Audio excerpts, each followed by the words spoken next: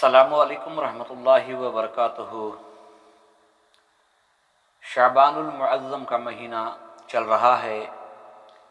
اللہ کے فضل و کرم سے اللہ چاہے تو ہمیں شب برات بھی اللہ تعالیٰ نصیب فرمائے گا۔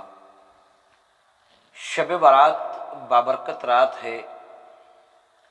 اس رات میں اللہ سبحانہ و تعالیٰ اپنے علم و حکمت کے ذریعے بندوں کے حق میں خیر کے فیصلے یا 1 سال سے 1 سال تک کے فیصلے اللہ سبحانہ و تعالیٰ صادر کرتے ہیں۔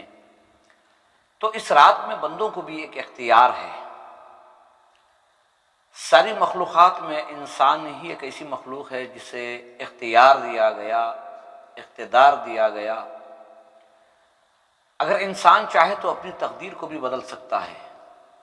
جیسے کہ کہا جاتا ہے کہ خودی کو کر بلند، اتنا ہر تقدیر سے پہلے خدا خود بندے سے پوچھے بتا تیری رضا کیا ہے۔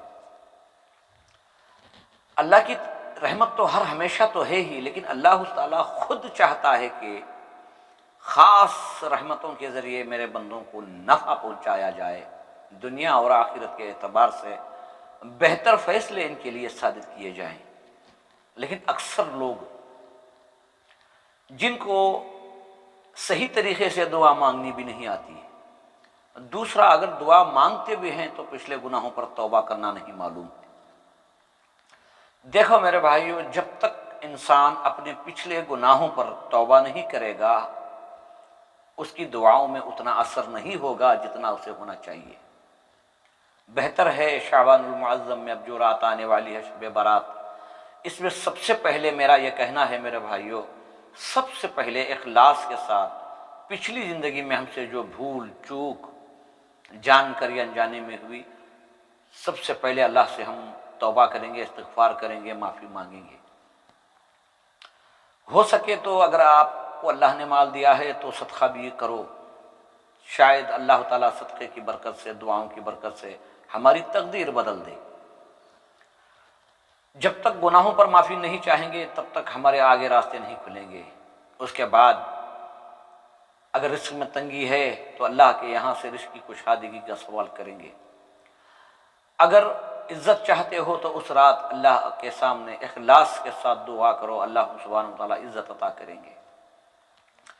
اور جو نیک ہدایت والی زندگی گزارنا چاہتے ہیں تو اخلاص کے ساتھ اس رات میں ایک حصہ نکال کر اللہ کی بارگاہ میں دعا کرو کہ یا اللہ ہمیں بھی یقین عطا فرما، ہمیں بھی ایمان عطا فرما، ہمیں بھی اچھے لوگوں میں، ایمان والے لوگوں میں بیٹھنا نصیب فرما۔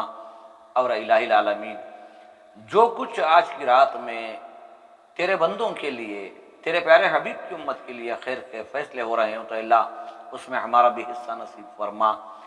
اور دوسرا، اس رات میں بچیں برے کام کرنے سے، کیونکہ خاص رحمت کے فرشتوں کا نزول ہوتا ہے۔ اللہ سبحانہ و تعالیٰ بھی آسمان دنیا کی طرف متوجہ رحمتوں، برکتوں، حکمتوں کے ساتھ ہوتے ہیں، تو بہتر ہے برے کام کرنے سے بچیں۔ بیکار فحشائیت، گاڑیوں کا بھگانا،